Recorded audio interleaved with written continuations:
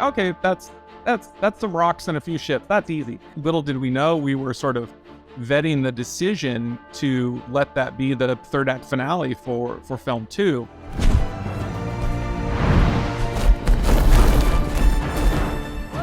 James Cameron warned us. Critics and naysayers said the 13-year span between 2009's Avatar and 2022's Avatar: The Way of Water would result in audience disinterest in all things Pandora. But Cameron doubled down and essentially promised, if I build it, you will come, and then showed us all the receipts. At this point, the sequel has earned almost $2.3 billion in worldwide box office, critical praise, and 4 Academy Award nominations, including Best Picture and 1 for Best Achievements in Visual Effects. And the Oscar goes to Avatar: The Way of Water. The Way of Water has wowed audiences with its impressive set pieces and creature designs, using state-of-the-art VFX and 3D to immerse moviegoers in the oceans of Pandora and the tech of the RDA. In particular, the final battle sequence on the massive SeaDragon vessel has had viewers clinging to their chairs or perched on the edge of their seats. Ironically, the team that had to design that sequence had no idea that it was going to be the film's big finale, until suddenly, that's what it was. But when you work with Jim Cameron, you gotta be ready to pivot.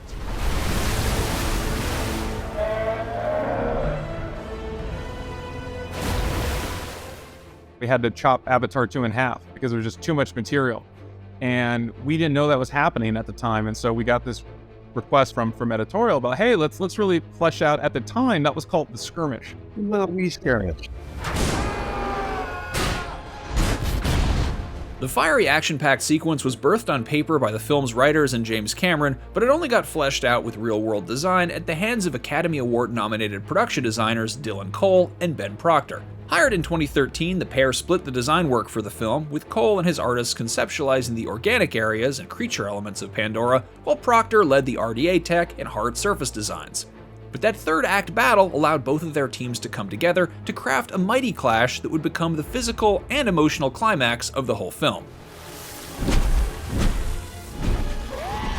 So I'm like, wait, we got so much other stuff to do. Why are we focusing on this? Because at that time, we were designing all the films at once. And so, every biome, creature, vehicle, everything. And so to kind of like stop and kind of like all hands on deck, let's focus on a problem or an opportunity, I would say, with, let's figure this out, is a kind of a fun break and kind of a nice reset. The major set piece that serves as the primary stage for the battle is the RDA's whaling ship, the SeaDragon. It was in overall design meetings with Cameron that the rough ideas in the script would get fleshed out into story beats. From there, the kind of detail would emerge that would allow the concept artist, the blue sky ideas with the director, to figure out how to bring his vision to life. There was a period there where it was all the artists sitting at the table with Jim, everybody equal. And so everyone got to get into Jim's mind in terms of how he wanted to tell the story, the kinds of things he was interested in, his priorities for the legibility of images, and what the different designs needed to evoke for different scenes. The duo explains that the ultimate dream of an illustrator is to make a picture that ends up essentially being in the movie. We know it needs to be, listing and rolling over, and we know there's going to be this sense of disaster. Let's just do like the wide shot of that. What does that look like with these characters facing off on the foredeck? And there's an eclipse, so it's got this dark, forbidding lighting, and things are on fire, so there's that element to the lighting. Feeling out the mood and the overall vibe of that scene, finding angles that worked, and ultimately some of those, to our pleasure, end up in the film as shots. Obviously, those are some of the things we're most proud of. I'm coming for you. When I do, I'll kill your whole family. A massive structure meant to aid in the hunt for Tulkun, the craft has multiple floors, machinery, and distinct sections meant to house machines and submersibles. Proctor and his designers were tasked with not only making it a feasible design, but also having it function in all the ways Cameron would need it to in the fight. Because remember, the SeaDragon isn't just about the third act battle, it's also about kids getting captured in 9 different places and where you can see them from and all that kind of stuff. We got our kids.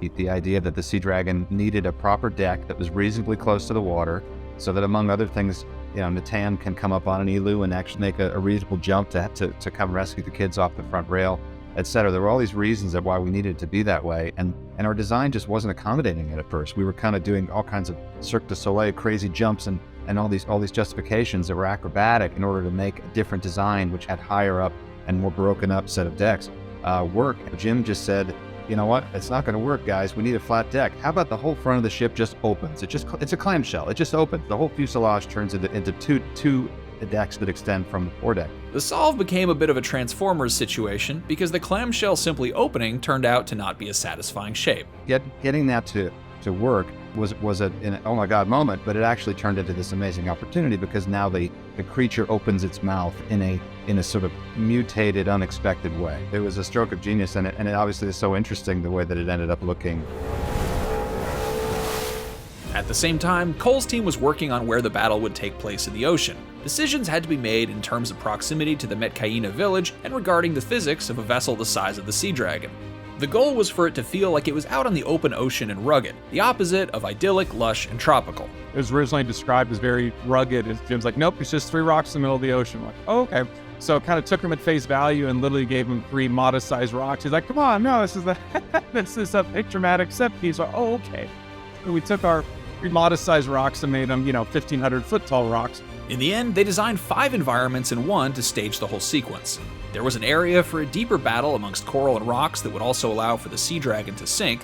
There were shallower spots for the Jake and Quaritch dogfight, and there was a big kelp forest for the air battle environment, all of which had to coexist in the same cove. And then we also had to kind of map the whole movement of the battle. Like, where does the SeaDragon come in? How does it motor around slowly? Where does it jump and crash? Generally wanted like the skim wings to kind of hop over the rocks as they arrive and come around. And like same with SeaDragon, like not hop over, but come around a headland, so you're not seeing it coming for 20 miles. So yeah, there are a lot of moving parts, and anything is just tackle them one by one.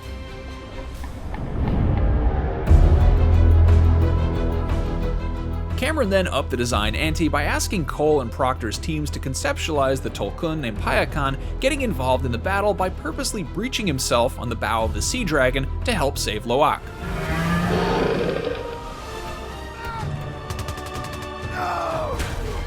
Cole says his creature designers spent a lot of time making sure Peyakan looked strong enough with proper thickness through his fins and strengthened the tail to destroy the SeaDragon deck equipment. One of the hardest things for us to finalize were actually his color patterns, and that was the final thing done on him. And there's a thing with Pandoran creatures that we have licensed to do these crazy colors on large creatures, which we don't normally see here on Earth, which is really fun, but then it can also be distracting. We originally had a much more colorful pattern for Peyakan, but seeing him actually on the foredeck in this this bright, crazy rainbow whale, looked a little silly and distracting. Proctor and his artists also had to figure out what the damage from a Tulkun would actually do to the SeaDragon. How strong is Peyakan? What damage can he do? These were serious questions for a design team to answer.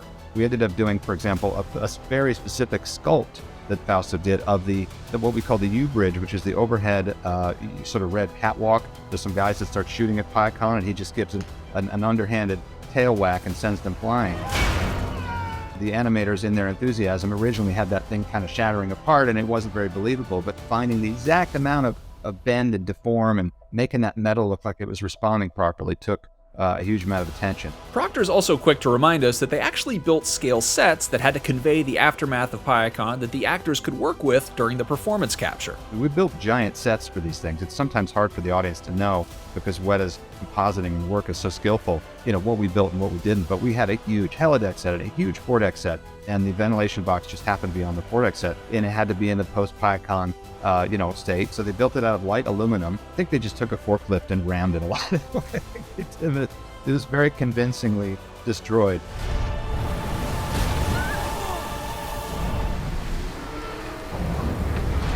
The SeaDragon takes a beating from the Tulkun and the onslaught of the Metkayina and the Sully family.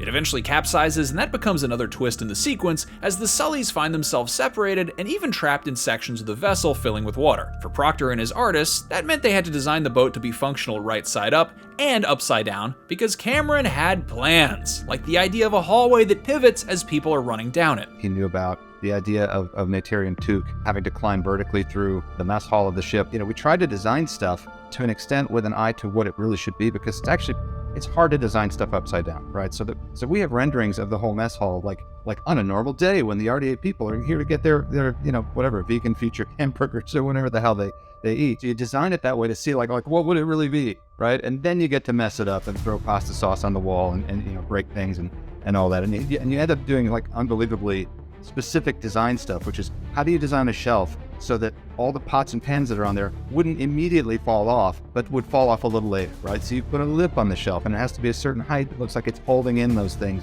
so that at that angle, you see them start to fall in the shot. Some of these little stupid little mini design story beats just end up disappearing in the cut, but we put that level of thought into it to try to, again, make it all feel real. And then there was the moon pool, which in fact wasn't in the original concept for the ship.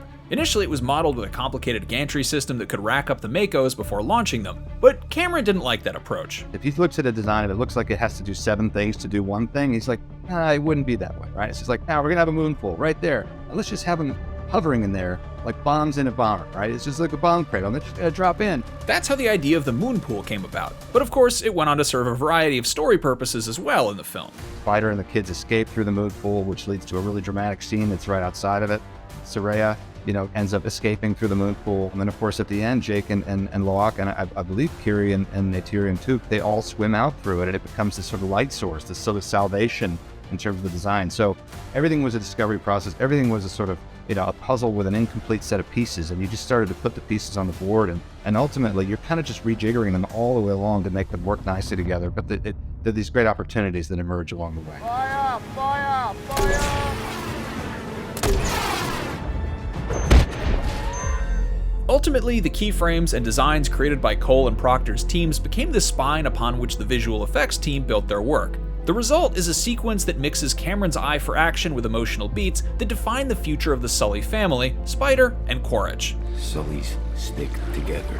For Cole and Proctor, the SeaDragon sequence is the culmination of hundreds of design iterations, thousands of concept designs and artist renderings, and creative pivots they didn't see coming. We always knew that the end sequence was going to be relentless. You're intercutting between, fight scenes, and then there's people that are fighting while they're going underwater, and there's other people struggling to navigate a detailed environment while the water's chasing them. And yet another group is trying to survive on the top of essentially a rolling skyscraper, trying not to fall off and die in some other horrible way. Our design serves such an emotionally tense scene, and that it's not just, there's something cool looking or there's something pretty.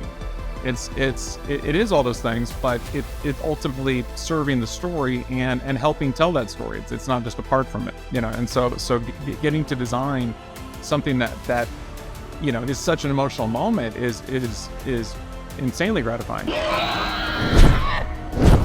For more on the world of Avatar, and to keep you busy while you're waiting for Avatar 3, be sure you're subscribed to IGN wherever you like to watch.